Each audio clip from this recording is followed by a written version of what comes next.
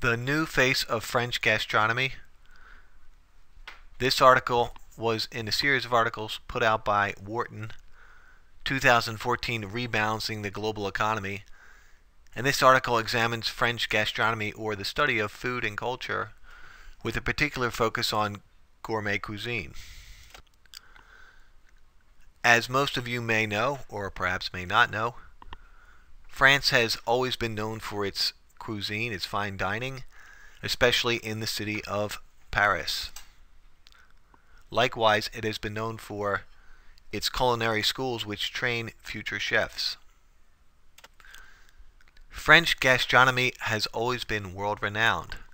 However, over the past 5 to 10 years, the French have lamented the fall of their reputation as world leaders, and there is a perceived decline in the actual perception of French fine dining or cuisine globally. What has led to this decline of the perception of French cuisine? Is the decline real, or is it simply something of only appearance? There is no doubt that part of the issue in this particular industry within France relates to their weak economy. So, like almost everything in the world, it's a symptom of the economic downturn which took place globally and particularly hit Europe hard. Started in late 2007 and has continued through 2013. France has experienced somewhat of an economic upturn over the last 2 years. However, unemployment still remains painfully high, especially among young people. Now, this French gastronomy goes far beyond simply fine dining and cuisine.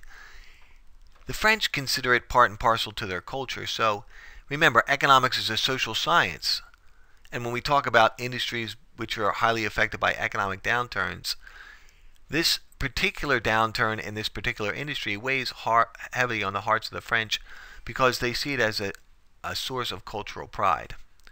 So what's going on in France is that they're being forced to ask themselves, are they still a relevant player when it comes to this global arena of culinary arts? Well, let's look at some of the particulars.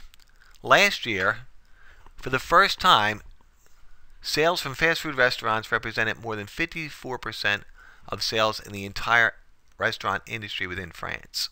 So obviously there's a change in trend taking place. On the next slide, we're going to look at graphically what this trend means for the fine dining industry.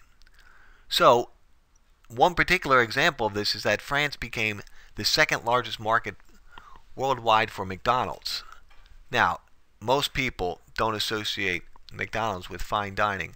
Obviously, if you are one of the Parisians who wants to restore gastronomy to its once world-renowned position, this is not the particular information you would want to defend your side.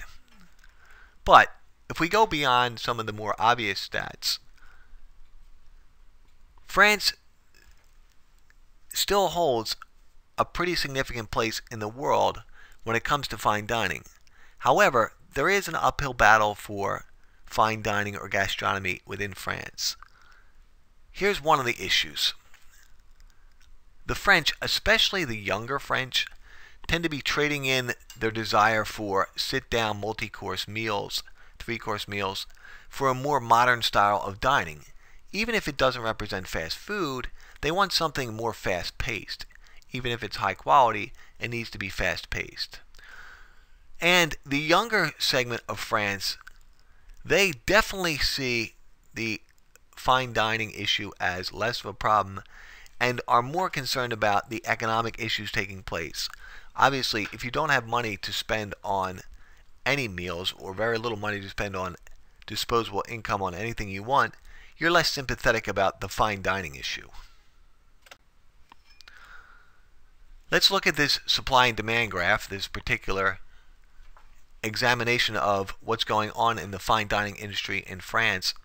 Let's assume that the picture on the slide right now represents the current average price of a gastronomy meal, a fine dining meal in Paris or somewhere else in France. Well, two things have taken place over the last 7 or 8 years. The first one is a decline in the taste and preference for fine dining, especially among the young people. The second one is simply tied to the economy, is that even people in the upper class or people who have previously been accustomed to fine dining may have lost their jobs or may have accepted jobs which are paying less. So there's been a significant decline in buyers' income. When we couple the decline in taste and preferences for fine dining and the decline in buyers' income, it results in a decrease in demand. So if we look at the old equilibrium price of P1 and Q1, and then we factor in the leftward shift of demand caused by a decrease in taste and preferences and a decrease in buyers' income, the result is a new equilibrium away from E1 towards E2, and the final result would be fewer quantity of fine dining meals purchased, and those are purchased at a lower price. Let's look at some of the history of French gastronomy and then talk about what's going on relative to today. All right, according to the article, this particular fine dining associated with France dates back all the way to the 16th century, where roadside travelers who were weary of their long journeys would stop at roadside places of eating, which in essence became the first restaurants. But what's actually going on today? Let's do a little closer examination of some of the new trends. Some of the micro and macro level trends will be examined on the next slide, and we'll talk about what's the new face of French gastronomy. All right? And what we're going to find out is that this pride of France is not really dead. It's actually far from dead in that it simply has adjusted to, in many ways, the demographic issues within France, the economic issues within Europe, and the global landscape. We're going to examine a couple micro and a couple macroeconomic issues associated with gastronomy. On a microeconomic issue, potential chefs still flock to Paris to get culinary education. It's still the hotspot for would-be chefs. So French culinary schools are still packed with young people who desire to become world-renowned chefs. And once these people have graduated, these new chefs, these aspiring chefs often stay within Paris and sometimes within France to open up new and extravagant restaurants. If we look at more of a macro scale, a more macro examination of what's going on with this market, there is still a significant demand for French cuisine globally. As a matter of fact, French cuisine is still welcome in many of the European countries, definitely in Japan, and in some of the culturally refined cities within the United States as well. So after some of these chefs graduate, they're not only limited to finding jobs within France or Paris in particular, there's a global demand for their services. Likewise, not everyone can afford to educate themselves in Paris. So there's a significant availability of French global cuisine being taught globally, being taught in educational institutions across the world, and obviously this serves as sort of a less than perfect but a very fine opportunity for people who want to learn French cuisine to learn it outside of France itself. One particular industry in which French cuisine is still in high demand is when we talk about French pastries. French pastry chefs are in significant demand, as are the pastries themselves. Remember, economic events create secondary effects.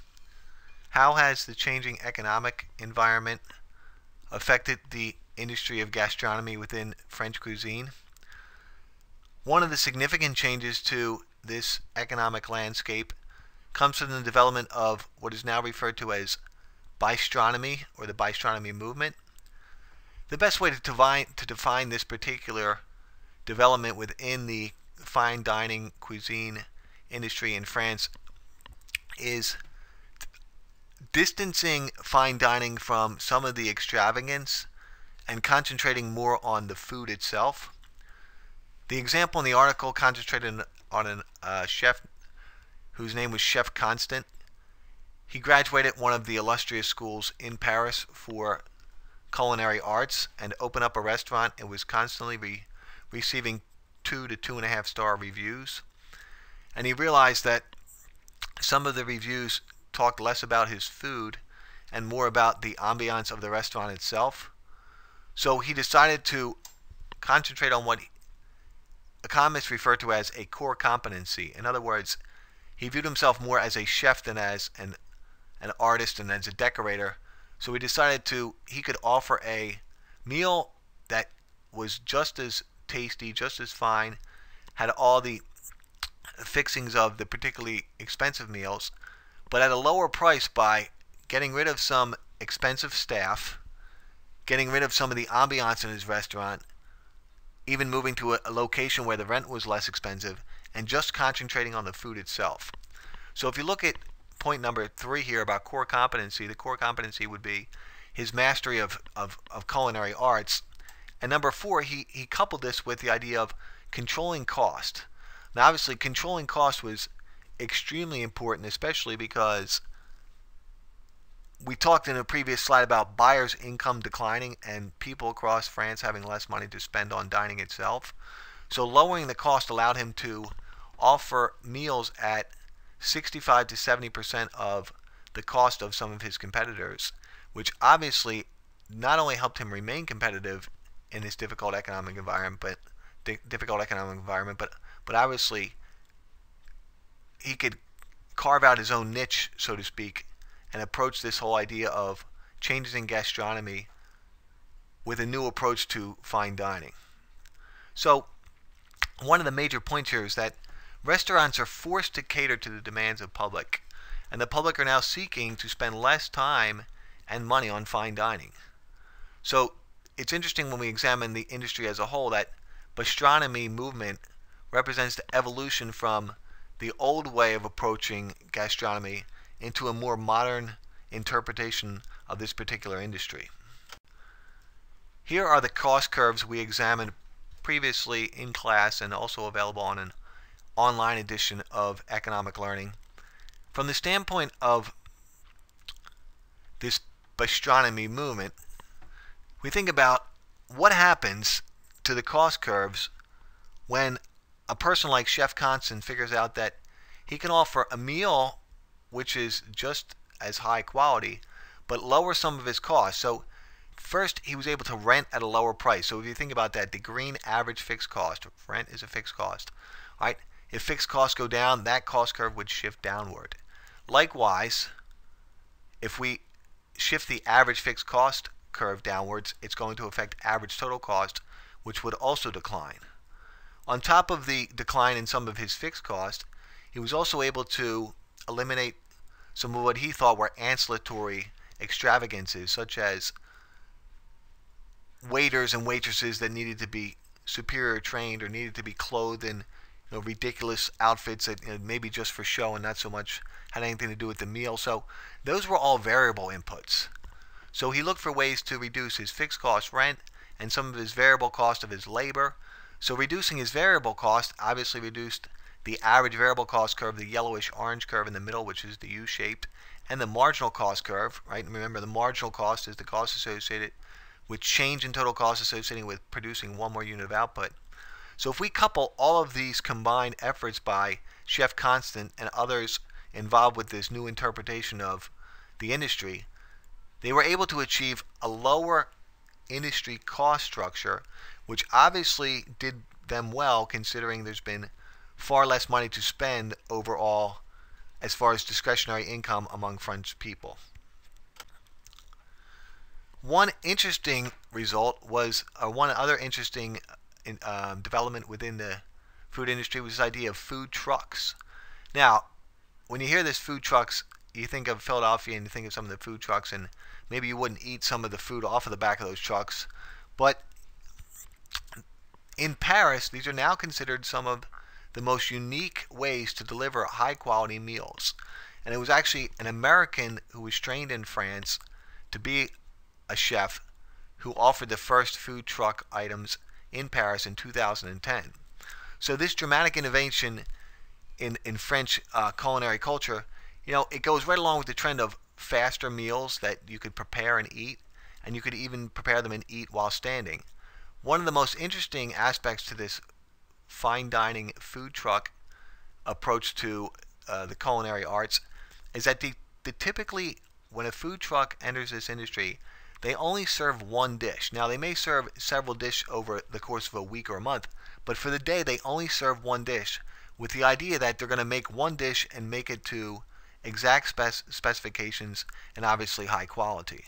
Right? So again, it connects right back to the idea that consumers of French cuisine want something simple, they want something inexpensive, and they want it quickly. So what's happened is that both consumers and even industry veterans are recognizing the changing trends. So going forward, we can assume that the food trucks will play an important part and a role in ensuring that this French gastronomy, it continues to be part of the culture, but because of the economic landscape, it continues to evolve and progress.